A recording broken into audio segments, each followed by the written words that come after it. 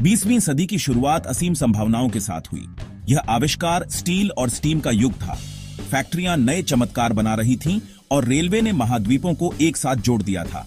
शहर बड़े और चमकदार होते जा रहे थे, जो बिजली की नई रोशनी से जगमगा रहे थे। कई लोगों के लिए यह एक आधुनिक यूटोपिया की शुरुआत जैसा लग रहा था। एक ऐसा समय जब इंसानी सरलता आखिरकार दूरी और अंधेरे की पुरानी समस्याओं पर जीत हासिल कर रही थी। टेक्नोलॉजी ने अभूतपूर्व समृद्धि और कनेक्शन के भविष्य का वादा किया। फिर भी प्रगति की इस चमकती सतह के नीचे जमीन बिल्कुल भी स्थिर नहीं थी। वही ताकतें जो दुनिया को करीब ला रही थीं, वे नई और खतरनाक तनाव भी पैदा कर रही थीं, जिससे पुराने साम्राज्य एक अनिश्चित और अपरिचित डांस में धकेले जा रहे थे। पूरे यूरोप में बड़ी ताकतें एक दूसरे को ईर्ष्या, संदेह और महत्वाकांक्षा के मिश्रण से देख रही थीं। ग्रेट ब्रिटेन में विशाल साम्राज्य, जिस पर सूरज कभी नहीं डूबता था, एक नए प्रतिद्वंद्वी की गर्मी महसूस कर रहा था। जर्मनी, जो नया एकीकृत हुआ था और सूरज में अपनी जगह के लिए भूखा था, तेजी से औद्योगिकरण कर रहा था। उसकी फैक्ट्रियां ब्रिटेन से आगे निकलने लगी थीं और उसकी नौसेना इतनी तेजी से बढ़ रही थी कि लंदन में एडमिरल्टी के हॉल में चिंता की लहर दौड़ गई। फ्रांस, जो दशकों पहले फ्रैंको प्रशियाई युद्ध में अपनी हार के घावों को अभी भी सह रहा था, अपने खोए हुए प्रांतों अल्सेस और लोरेन की वापसी की लालसा कर रहा था। वह जर्मनी के उदय को गहरे डर से देख रहा था, अपने शक्तिशाली पड़ोसी को संतुलित करने के लिए सहयोगियों की तलाश कर रहा था। महाद्वीप जटिल और अक्सर गुप्त गठबंधनों का एक जाल बन रहा था। एक तरफ ट्रिपल एंटेंटे खड़ा था, ग्रेट ब्रिटेन, फ्रांस और विशाल फैले हुए रशिया साम्राज्य को जोड़ने वाला दोस्ती का समझौता। यह शुरुआत में एक औपचारिक सैन्य प्रतिबद्धता नहीं थी, बल्कि एक साझा समझ थी। सेंट्रल पावर्स के कथित आक्रमण के खिलाफ एक दीवार थी। दूसरी तरफ ट्रिपल एलायंस था, जर्मनी, बूढ़े ऑस्ट्रो हंगेरियन साम्राज्य और इटली को बांधने वाला एक अधिक कठोर समझौता। इन संधियों का उद्देश्य शांति बनाए रखना था, शक्ति का एक ऐसा सही संतुलन बनाना था कि कोई भी राष्ट्र संघर्ष शुरू करने की हिम्मत न करे। लेकिन वास्तव में उन्होंने एक ट्रिपवायर सिस्टम बनाया, जहां दो राष्ट्रों के बीच एक विवाद जल्दी ही अन्य सभी को एक विनाशकारी महाद्वीप व्यापी युद्ध में खींच सकता था। दोस्ती और प्रतिद्वंद्विता का यह जटिल नेटवर्क पूरे महाद्वीप में फैली एक भयंकर राष्ट्रवाद से प्रेरित था। स्कूली बच्चों को अपने राष्ट्र के इतिहास का महिमा मंडन करना सिखाया जाता था, अपनी संस्कृति को श्रेष्ठ मानना सिखाया जाता था और अपने पड़ोसियों को संभावित खतरे के रूप में देखना सिखाया जाता था। प्रेस ने इन ज्वालाओं को हवा दी, ऐसी कहानियां छापी जो सैन्य शक्ति का जश्न मनाती थीं और प्रतिद्वंद्वी शक्तियों को शैतान बनाती थीं। यह सिर्फ देशभक्ति नहीं थी, यह कुछ अधिक आक्रामक, अधिक प्रतिस्पर्धी था। यह एक विश्वास था कि एक राष्ट्र के उदय के लिए दूसरे को गिरना होगा। तीव्र राष्ट्रीय गौरव और गहरे संदेह के इस माहौल ने एक ऐसे विश्व का निर्माण किया जो एक तार पर टिका था, जहां एक भी गलती, एक भी आक्रामकता का कार्य पूरे सिस्टम को रसातल में गिरा सकता था। यूरोप के दक्षिण पूर्वी कोने में बाल्कन स्थित था, जो शानदार पहाड़ों और प्राचीन शहरों का क्षेत्र था, लेकिन यह अत्यधिक जातीय और धार्मिक जटिलता का भी स्थान था। सदियों से यह साम्राज्यों का एक चौराहा रहा था, जिस पर पूरब से ऑटोमन और उत्तर से ऑस्ट्रो हंगेरियन शासन करते थे। जैसे जैसे ऑटोमन साम्राज्य यूरोप का बीमार आदमी बिखरने लगा, इस क्षेत्र पर उसकी पकड़ कमजोर होती गई। इसने एक शक्ति शून्य पैदा किया, एक अराजक स्थान जहां नए राष्ट्र पैदा होने के लिए संघर्ष कर रहे थे और पुराने साम्राज्य जो उनके पास था उसे बनाए रखने के लिए बेताब थे। बाल्कन प्रतिस्पर्धी हितों का एक गढ़ बन गया, एक ऐसा स्थान जो इतना अस्थिर और विस्फोटक था कि इसे एक भयानक उपनाम मिला, यूरोप का पाउडर केग। ऑस्ट्रो हंगेरियन साम्राज्य, एक विशाल और बहुजातीय राज्य जिस पर बूढ़े सम्राट फ्रांस जोसेफ का शासन था, ने बाल्कन को गहरी चिंता के साथ देखा।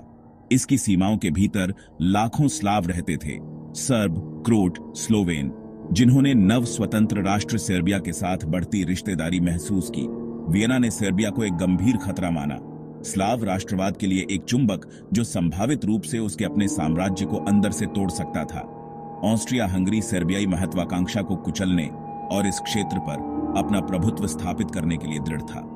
यह दो दुनियाओं का टकराव था, एक पुराना चरमराता साम्राज्य जो जातीय समूहों के लिए आत्मनिर्णय के शक्तिशाली आधुनिक विचार को दबाने की कोशिश कर रहा था। आग में घी डालने का काम पैन स्लाववाद के सपने ने किया। यह शक्तिशाली विचार था कि सभी स्लाव लोगों का एक सामान्य भाग्य है और उन्हें एकजुट होना चाहिए। रूस खुद को स्लावों का महान संरक्षक मानते हुए इस कारण का समर्थन करता था। मॉस्को के लिए सर्बिया का समर्थन करना सिर्फ जातीय एकजुटता के बारे में नहीं था, यह बाल्कन में अपना प्रभाव बढ़ाने और भूमध्य सागर के गर्म पानी तक पहुंच प्राप्त करने के लिए एक रणनीतिक कदम था। इसने रूस को ऑस्ट्रिया हंगरी के साथ सीधे टकराव के रास्ते पर ला दिया।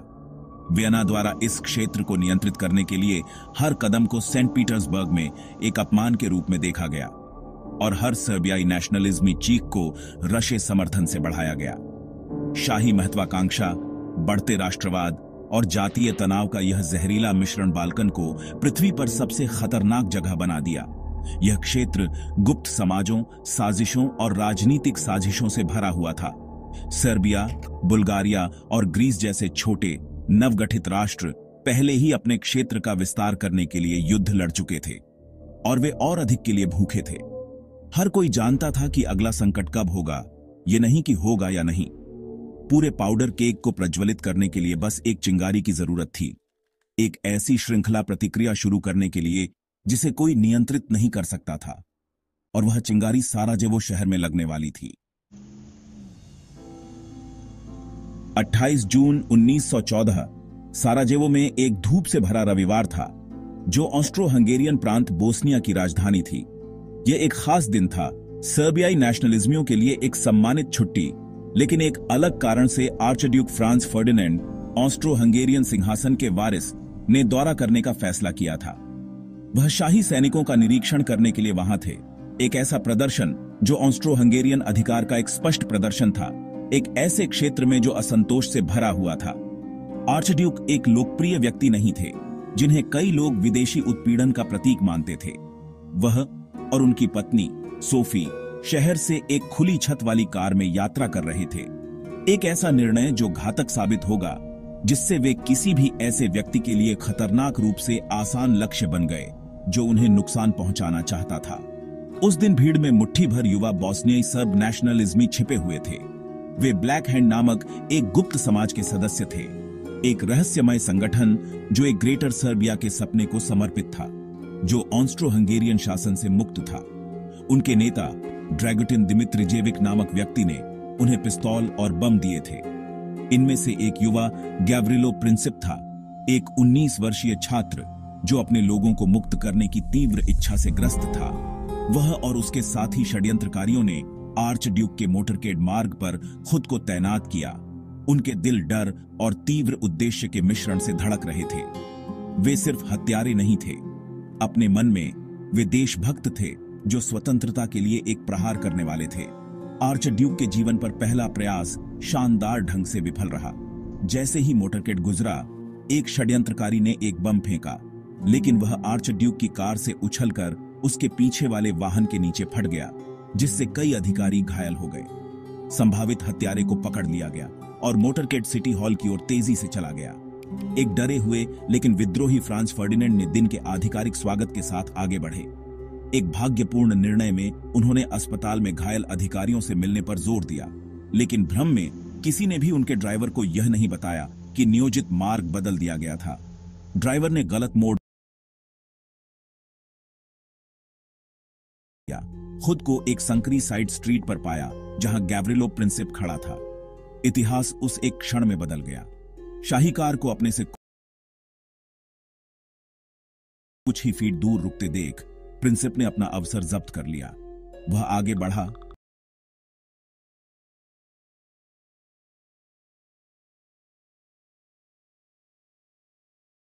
अपनी पिस्तौल उठाई और 2 गोलियां चलाईं। पहली गोली सोफी के पेट में लगी और दूसरी आर्चड्यूक की गर्दन में।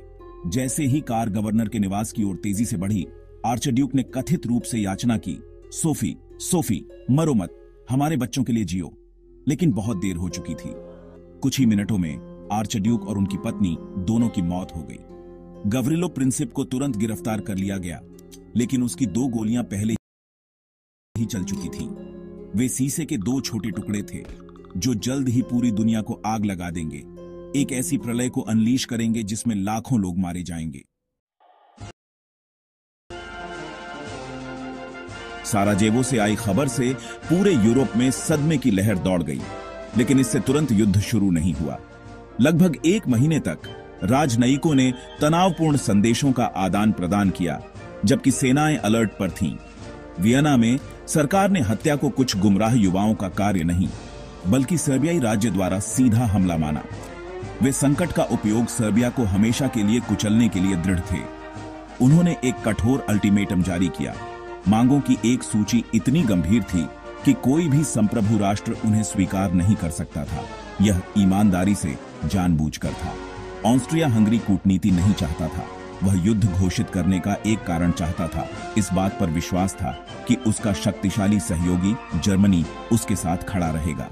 जर्मनी में कैसर ने ऑस्ट्रिया हंगरी को वह दिया जिसे ब्लैंक चेक के नाम से जाना गया। उसने सर्बिया के खिलाफ वियना द्वारा उठाए गए किसी भी कदम के लिए बिना शर्त समर्थन का वादा किया। इस जर्मन समर्थन ने ऑस्ट्रो हंगेरियन को उत्साहित किया, जिससे उनकी कोई भी हिचकिचाहट दूर हो गई। जब सर्बिया, जैसा कि उम्मीद थी, अल्टीमेटम की हर मांग को पूरा करने में विफल रहा, तो ऑस्ट्रिया हंगरी ने 28 जुलाई 1914 को युद्ध घोषित कर दिया। हत्या के ठीक 1 महीने बाद पहला डोमिनो गिर गया था। ऑस्ट्रियाई तोपखाने ने सर्बियाई राजधानी बेलग्रेड पर गोलाबारी शुरू कर दी और लंबे समय से सुलग रहा पाउडर केग आखिरकार हिंसक रूप से फट गया था। रूस, स्लावों का स्वघोषित संरक्षक, सर्बिया को नष्ट होते हुए नहीं देख सकता था। जार निकोलस द्वितीय ने अपनी विशाल सेना को जुटाने का आदेश दिया, एक धीमी और बोझिल प्रक्रिया जिसे जर्मनी ने सीधे आक्रामकता के कार्य के रूप में देखा। 1914 की कठोर सैन्य सोच में लामबंदी को युद्ध की घोषणा के बराबर माना जाता था। जर्मनी ने रूस को एक अल्टीमेटम भेजा, अपनी लामबंदी रोको या परिणाम भुगतो। जब रूस ने इनकार कर दिया तो जर्मनी ने 1 अगस्त को रूस पर युद्ध घोषित कर दिया। गठबंधन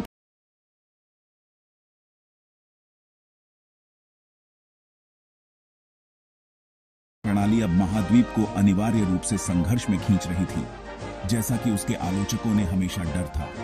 जर्मनी की सैन्य रणनीति, श्लिफेन योजना, फ्रांस पर तेजी से आक्रमण की आवश्यकता थी, लेकिन ऐसा करने के लिए जर्मन सेना को तटस्थ बेल्जियम से होकर गुजरना पड़ा। जब जर्मनी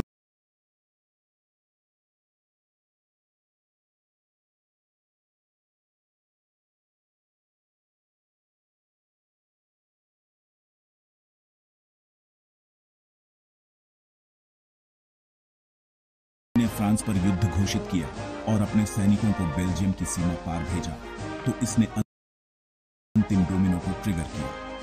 ग्रेट ब्रिटेन ने लंबे समय से बेल्जियम की तटस्थता की गारंटी दी थी। जर्मन आक्रमण उस संधि का सीधा उल्लंघन और ब्रिटिश सुरक्षा के लिए खतरा था।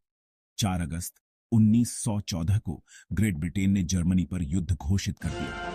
कुछ ही हफ्तों में बाल्कन में एक क्षेत्रीय संकट एक पूर्ण यूरोपीय युद्ध में बदल गया था। शांति बनाए रखने के लिए बनाई गई गठबंधनों की जटिल वेब ने इसके बजाय युद्ध के लिए एक दुनिया सुनिश्चित की थी। जो युद्ध हुआ वह ऐसा था जैसा दुनिया ने पहले कभी नहीं देखा था। 1914 में सेनाओं को युद्ध में ले जाने वाले जनरलों को एक छोटे निर्णायक संघर्ष की उम्मीद थी, गति और महिमा का एक युद्ध जो क्रिसमस तक खत्म हो जाएगा। लेकिन खैर, वे गलत थे। संघर्ष जल्दी ही खंदक युद्ध की क्रूर स्थिर वास्तविकता में फंस गया। पश्चिमी मोर्चे पर स्विस सीमा से उत्तरी सागर तक कीचड़ भरे चूहे ग्रस्त खंदकों का एक विशाल नेटवर्क फैला हुआ था। लाखों पुरुष इन दयनीय खंदकों में रहते थे। लगातार गोलाबारी, स्नाइपर फायर और नो मैंस लैंड के कांटेदार तार और मशीन गन फायर में आत्मघाती हमले के लगातार खतरे को सहते थे। यह एक नए तरह का युद्ध था, उद्योग और मशीनीकरण का युद्ध। नए हथियारों से आतंक के नए स्तर आए।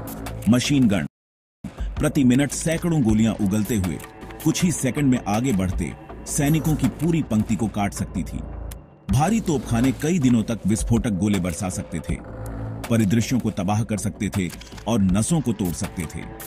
जहरीली गैस, एक भयानक नवाचार, चुपचाप युद्ध के मैदान में फैल गई। अपने पीड़ितों का दम घोंट रही थी और दर्दनाक मौत का कारण बन रही थी। टैंक, हवाई जहाज और पनडुब्बियों ने अपनी भयानक शुरुआत की, जिससे जमीन, हवा और समुद्र घातक अखाड़ों में बदल गए। औद्योगिक युग का वादा, जो कभी प्रगति का प्रतीक था, अब भयानक दक्षता के साथ मनुष्यों को मारने के लिए इस्तेमाल किया जा रहा था। युद्ध का विनाश युद्ध के मैदानों से कहीं आगे तक फैला हुआ था। इसने मानव आत्मा पर एक गहरा और स्थायी घाव दिया। युवा पुरुषों की एक पूरी पीढ़ी खो गई, फ्लैंडर्स की कीचड़ में या पूर्वी मोर्चे की बर्फ में मारे गए। जो बचे वे अक्सर अपंग हो गए थे, शारीरिक और मनोवैज्ञानिक रूप से। जो उन्होंने देखा और किया था उससे प्रेतबाधित थे। वे लॉस्ट जनरेशन थे, एक ऐसी दुनिया में लौट रहे थे जो अब समझ में नहीं आती थी। घर पर नागरिक भोजन की कमी, बॉम्बसबारी और पिता, बेटों और पतियों को खोने के लगातार दुख से पीड़ित थे। युद्ध ने 19वीं सदी की पुरानी निश्चितताओं को मिटा दिया, जिससे मोहभंग और निराशा की गहरी भावना पैदा हुई। 1919 में विजयी शक्तियां शांति पर बातचीत करने के लिए वर्साय में मिली, लेकिन उन्होंने जो संधि बनाई वह प्रतिशोध की नींव पर बनी थी, सुलह पर नहीं। इसने जर्मनी को युद्ध के लिए पूरी तरह से दोषी ठहराने, भारी हर्जाना चुकाने और अपनी उपनिवेशों और क्षेत्र को छोड़ने के लिए मजबूर किया। संघर्ष के घावों को भरने के बजाय वर्साय की संधि ने भविष्य की कड़वाहट और आक्रोश के बीज बो दिए। इसने आर्थिक कठिनाई और राष्ट्रीय अपमान की ऐसी स्थितियां पैदा की जो सिर्फ 2 दशक बाद एडोल्फ हिटलर के उदय की अनुमति देंगी और एक और भी विनाशकारी द्वितीय विश्व युद्ध का कारण बनेंगी। साराजेवो में चली एक गोली ने सिर्फ एक युद्ध शुरू नहीं किया था, इसने दूसरे के लिए मंच तैयार किया था, जिससे दुनिया के चेहरे पर एक स्थायी निशान पड़ गया और एक भयानक सबक सिखाया कि कैसे आसानी से नफरत और महत्वाकांक्षा मानवता को विनाश के रास्ते पर ले जा सकती है।